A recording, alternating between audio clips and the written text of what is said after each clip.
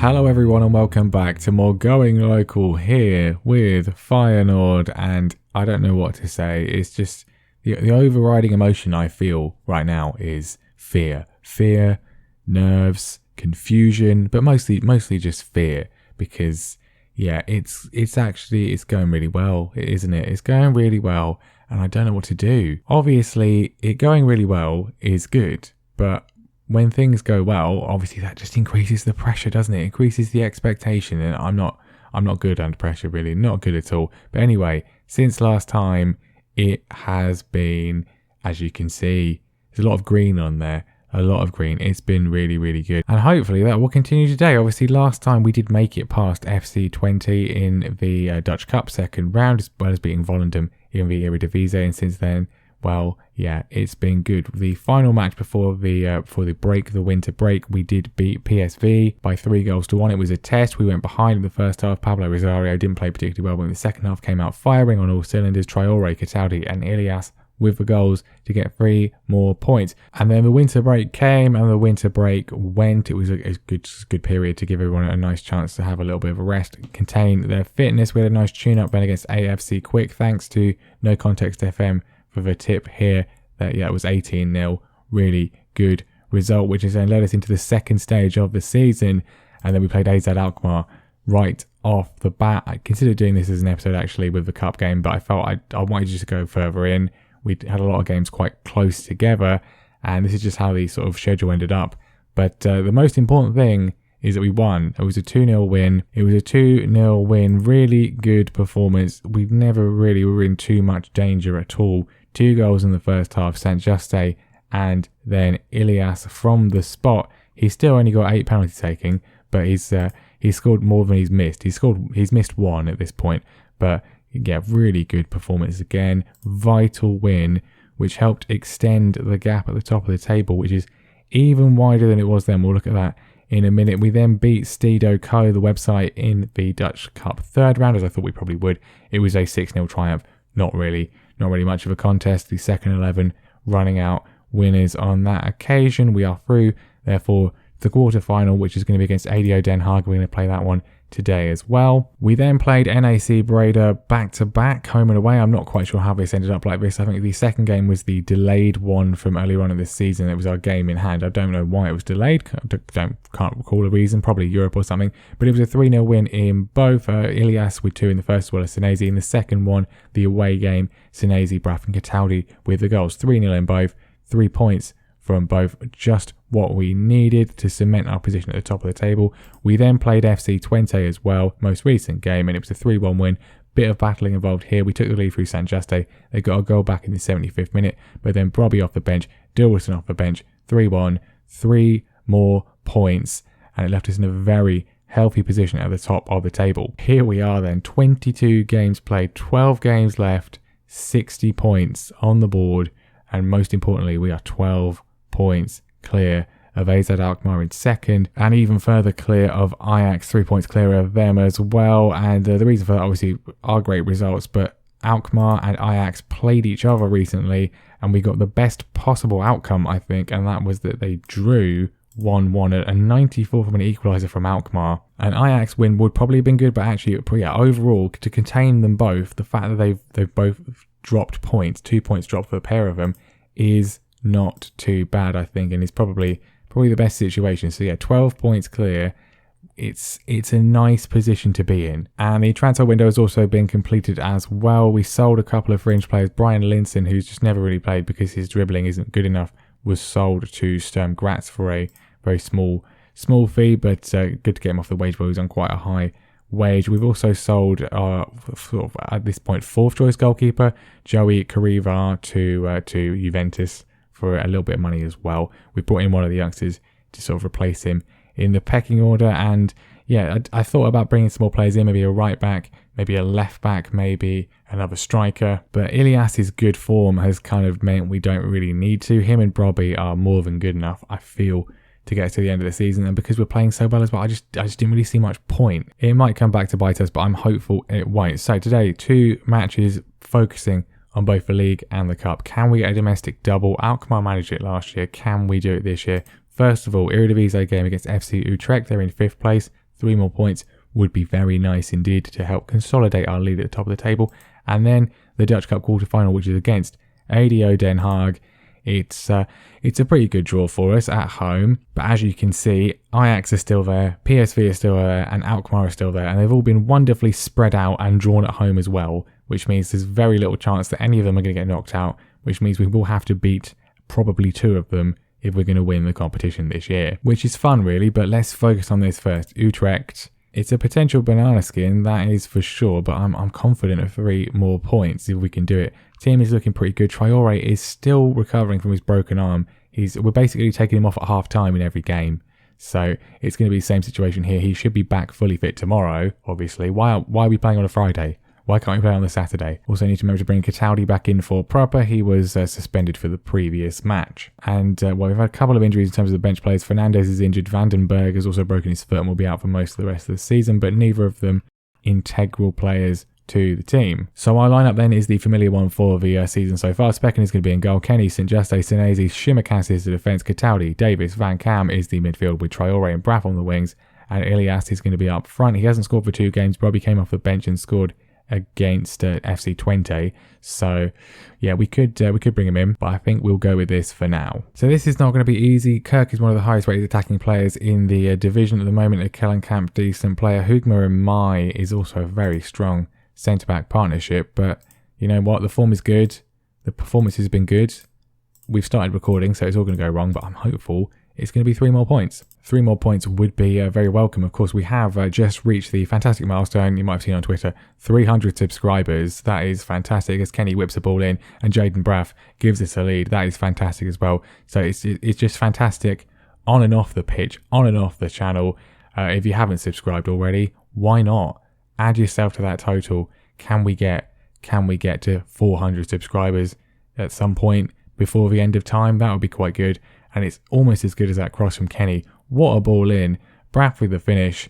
And this is a perfect start. We've got injuries all over the place. Davis and Shimikas apparently have a bit of a knock. Obviously, Traore is regularly going off at half time. So that's just sort of this standard thing. A second goal before the break would be quite nice, but it doesn't look like we're going to get one. We are not. I'm happy with the performance, so keep it up. This is the same thing that really happened against FC20. We took the lead early on, did nothing, and allowed them to get back into the game, which is a little bit annoying. But anyway, Traore is going to come off for Dilrosun. And then, Davis and Shimikas. Shimikas seems okay. Davis apparently has got an injury. I hope it's not anything too massive, because Fernandez has got a bit of an injury too. Second half, immediate highlight, and it's Utrecht who are coming forward, although that's not the best header, and Kenny is able to intercept. Hopefully, it's actually going to be a highlight for us. Well, we're looking to work it. Kenny's the outlet, but no, it's actually a highlight for a red card. And it's not the start to the second half they want, as Ulas has been dismissed for a second bookable, which is certainly going to help us, you would hope, in the conclusion of this one. Cataldi whips a ball in. St. Juste to Senesi. The centre-backs combine. It's 2-0. And it's looking pretty good to extend our lead potentially to 15 points at the top. Great ball in from Cataldi. His set pieces have been crucial to us in off the defender, but Senesi gets to claim it. I think if we can go 3-0 up, then I will take Davis off just to avoid any sort of, I don't know what his injury is, but we don't want to run any sort of unnecessary risks. Van Kam, Shimikas, probably take him off as well, as he's apparently got a knock too. Whips it in, Mai clears it away. But Davis, he tries to get there. Cataldi is on it though, and Van Kam, they're looking a little bit nervy now. They've only got 10 players on the pitch, focusing more in defence. The fact that we've already got the breakthrough is quite reassuring though. Shimikas looking to put a cross in, just get it off the deck. When we get it off the deck, it goes well. It's carnage in the box. It's still going, and Dilrosun just blasts it into the goalkeeper's gloves. I don't quite know how we didn't score from that. Dilrosun takes the ball well, pressing onwards. It's a good challenge in, but the possession is retained. And now once again we're looking to build patiently. This is the working it into the box, which sort of usually does work. I don't want to sort of, change our tactical instructions, but it does annoy me so much sometimes. I would like us to hit a few more balls in, just sort of more considered crosses, because whenever we do get it into the air and whip it into the box, it usually does work quite well. But anyway, Kenny racing forwards. Can he find the ball in? Goes low. Dilrosun can't get it out of his feet, and it's cleared. A third would be making it certainly more comfortable, but Cataldi's corner is not as... His free kicks are much better than his corners, let's put it that way. We've scored more from his free kicks than from corners, I think. Braff whips it in. Van Kam is there, though, and Daniel Van Kam, with his 8th of the season, on hand for 3-0, and that should hopefully be that, even with half an hour to go. I'm gonna take Davies off, just because in case his injury is anything too serious, we don't want to exacerbate it all that much. But great goal from Van Kam. Shimikas on the left hand side, as he is, because he's a left back, really, isn't he? But working it through the middle though. Simon's edge of the area, he's off the bench, trying to find Dilberson. His ball is over hit though. 20 minutes to go. It's still, what is it about this game that still makes me feel nervous? We're 3-0 up against 10 men with 20 minutes to go, and I still feel we could throw this away. A fourth, though, would surely be that. Dilberson stretching his legs across the entire pitch, gone all the way over to the left-hand flank. The tackle comes in. It's, I think, a good tackle, but we're going to VAR again. This one is not going to be a penalty, though. Yep, I see. I called it. I'm psychic. Well, there's still danger on. Long ball forwards from them, and they're in. And, well, Speckin is not going to be chipped from there. You don't do that to a man like him, a man of his quality. Keeps his composure, flips it over the goal, and we retain the clean sheet. Kirk, though, with a free kick. Rare venture forward for Utrecht, but it's not going to come to anything. 5 minutes to go. They've got a free kick. It could cost us the clean sheet. It doesn't at the moment. Speckin with some safe hands, and he's just going to boot this one forwards in search of Ilias, who's knocked it down to Braff. It's a great spot. Braff running into the box, and the tackle came in. I thought it was a penalty. It isn't, because he scored instead. Great finish from Jaden Braff, and that's all about the spot from Speckin. The knockdown from Ilias is great too, and Braff just runs through the defence.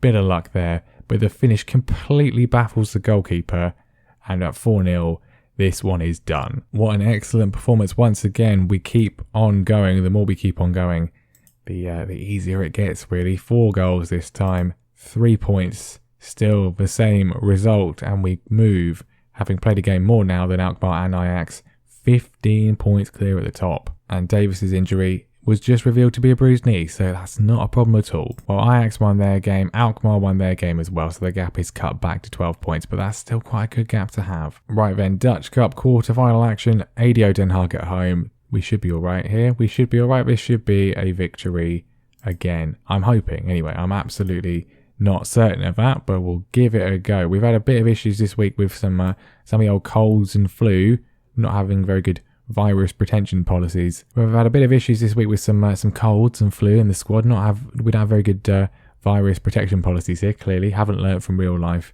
in any way. But the team's looking good. Traore, of course, no longer with a broken arm, should help things out. No need to rotate. No need to risk anyone in terms of the result. I could rotate, probably should rotate, but I'm not going to, because I do not want to jeopardise the result. So, yep, here we go. Same as the previous game. Den Haag are a team who have caused us some issues in the past. I think we dropped some points to them last season, had a draw with them last season in the league, but they're having a pretty poor season this year. So, given how well we've done, this should be, hopefully, on paper, quite a straightforward win, but these things never always go to plan. Traore, he's just recovered from a broken arm, could have a broken leg as a result of that challenge, just being sived over.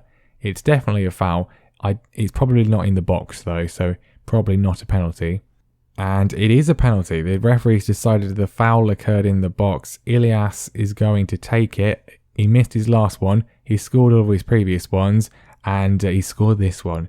So 8 penalty taking doesn't matter as long as the finishing is good. 12 of the season for Ilias. We've got the lead. When you consider that Cataldi's got, 13, 14 penalty taking and constantly misses, yeah, it's a meaningless stat. Right, I've taken John Joe Kenny off. He's apparently pulled his hamstring. Generally speaking, he probably hasn't, but if we leave him on, they could exacerbate the risk. So we'll take him off. Teze's on, and he's nearly got an assist already. Ilias forcing a good save from the goalkeeper. I think he was offside. Corner from Cataldi, not seeing much today, but Senesi hits the bar, and then another effort goes in. St. Juste still has it. The chance is still alive.